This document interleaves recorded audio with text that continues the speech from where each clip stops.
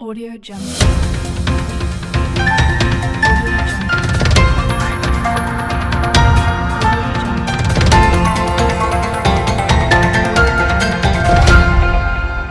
Audio Jungle. નમસ્કાર, Saurashtra vision ન્યૂઝમાં હું એન્કર દેવ્યાની આપનું સ્વાગત કરું છું. ચાલો જોઈએ આજના સમાચાર. એમડી મહેતા જિલ્લા વિજ્ઞાન કેન્દ્ર ધ્રોલમાં રાષ્ટ્રીય વિજ્ઞાન દિવસની ઉજવણી કરાઈ. રાજ્ય સરકારના માર્ગદર્શન હેઠળ Gujarat council on science and technology ગુજકોસ્ટ ગાંધીનગર શ્રી એમડી મહેતા જિલ્લા વિજ્ઞાન કેન્દ્ર ધ્રોલ દ્વારા જિલ્લા કક્ષાના સ્ટેમ ફેર સાયન્સ ફેરનું આયોજન કરવામાં આવ્યું હતું. રાષ્ટ્રીય વિજ્ઞાન દિવસની ઉજવણીના ભાગરૂપે ચાઇલ્ડ સાયન્ટિસ્ટ કોર્સમાં સામેલ તમામ બાળ વિજ્ઞાનીઓ દ્વારા 350થી વધુ સાયન્સ, ટેકનોલોજી, એન્જિનિયરિંગ અને મેથ્સ આધારિત વિવિધ પ્રયોગોનું નિદર્શન કરવામાં આવ્યું હતું. આ સાયન્સ ફેરમાં આજુબાજુના વિસ્તારમાંથી 20 જેટલી શાળાના 2000થી વધુ બાળકોએ મુલાકાત લીધી હતી. આ સાથે કાર્યક્રમમાં સામેલ તમામ બાળકોને ઇસરોના નિવૃત્ત વિજ્ઞાનીઓના હસ્તે વિજ્ઞાન રત્ન એવોર્ડ અર્પણ કરવામાં આવ્યા હતા.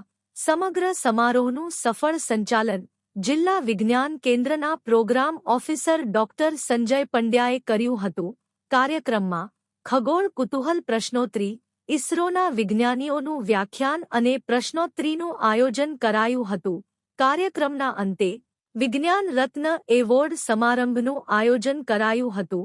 આ કાર્યક્રમમાં ઇસરોના નિવૃત્ત વિજ્ઞાની દીપકભાઈ પંડ્યા, સતીશ રાવ, જીતેન્દ્ર, સચિન ચૌહાણ, બહોળી સંખ્યામાં વિદ્યાર્થીઓ, શિક્ષકો તેમજ ગ્રામજનો ઉપસ્થિત રહ્યા હતા. Report Sharad Raval, reporter Haryana. We name it science. You think it's falling. We see Earth is attracting. You call it lazy.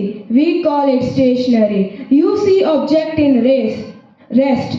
We see opposite equal forces. You see it as waste. We mold it according to our choices. You have brain.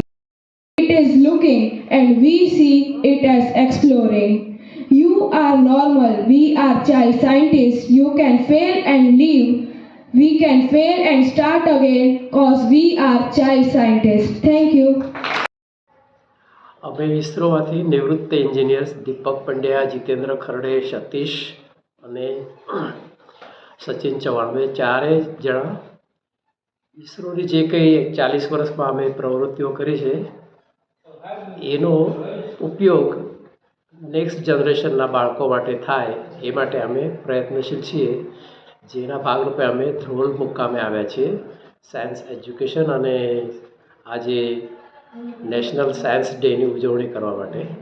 તેના અનુસંધાનમાં કહેવાનું કે આ જે સંસ્થા છે એ science પ્રત્યે ખૂબ જ સમર્પિત છે અને અમે પણ અહીંના બાળકોને વિજ્ઞાન અને ખાસ કરીને અંતરિક્ષ વિજ્ઞાન અને ટેકનોલોજી ક્ષેત્રે જે કંઈ પ્રગતિ કરી છે ભારતે અને વિશ્વમાં એની માહિતી બાળકો સુધી સરળતાથી પહોંચે એ માટે પ્રયત્ન કરવાનો અમારો ઈરાદો છે.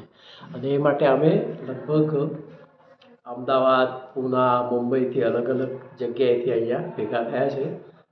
ડૉક્ટર સંજય પંડ્યાના નેતૃત્વ હેઠળ અમે આ રિજિયનમાં કામ કરીએ છીએ.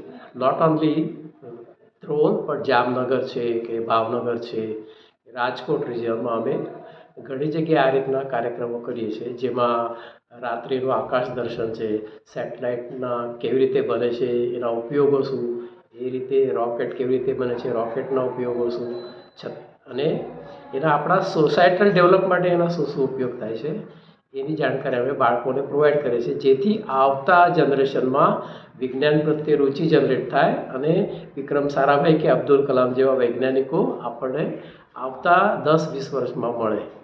આ અમારો उद्देश्य है. Hello, good morning. मेरा नाम सतीश राव करके है. मैं इसरो में 20 साल के ऊपर काम किया और 1-2 साल पहले मैंने VRS लिया है इसके साथ. इसरो एक ऐसी संस्था है जो अंतरिक्ष क्षेत्र में काम करती है और बहुत साल पहले हमारे स्वतंत्रता के कुछ ही साल के बाद उसका स्थापना हो गया था और उस समय इसलिए कि हमारे पास हमारी जो प्रगति है बहुत कम हुई थी, पैसे सब भी बहुत कम थे।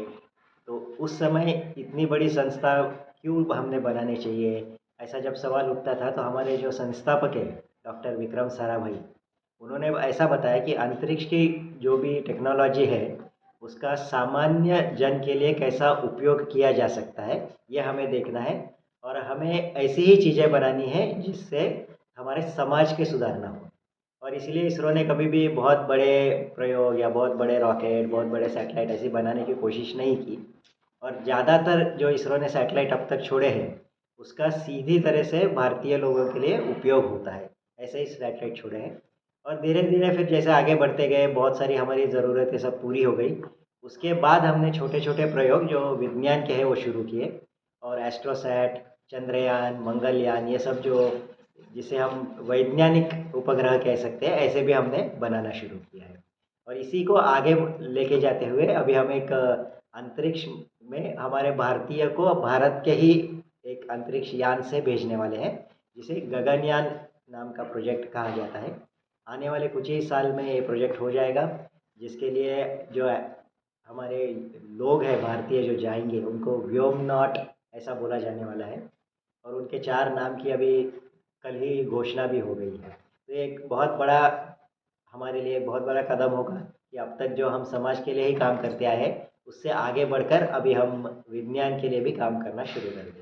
ઓકે, થેન્ક જીવનને સારું અને ભવ્ય જીવવા માટે ફક્ત રૂપિયાની જરૂર નથી। જો તમારી અંદર કલા અને કૌશલ્ય હશે તો તમે બધું જ મળી જશે। આવા સદવિચાર સાથે બધા સ્વસ્થ રહો, સુરક્ષિત રહો। તેમજ તમારા શહેરના સમાચારો તથા તમારા બિઝનેસની જાહેરાત આ ન્યૂઝ ચેનલ પર મૂકવા માટે સ્ક્રીન પર બતાવેલ નંબર પર સંપર્ક કરી શકો છો। તેમજ આ ચેનલને લાઈક કરો, શેર કરો અને સબસ્ક્રાઇબ કરવાનું ભૂલશો નહીં, જેથી નવા સમાચારો તમારા સુધી ઝડપથી પહોંચી શકે। હવે સમય થયો છે વિદાયનો। નવા સમાચારો સાથે ફરી મળીશું। નમસ્કાર।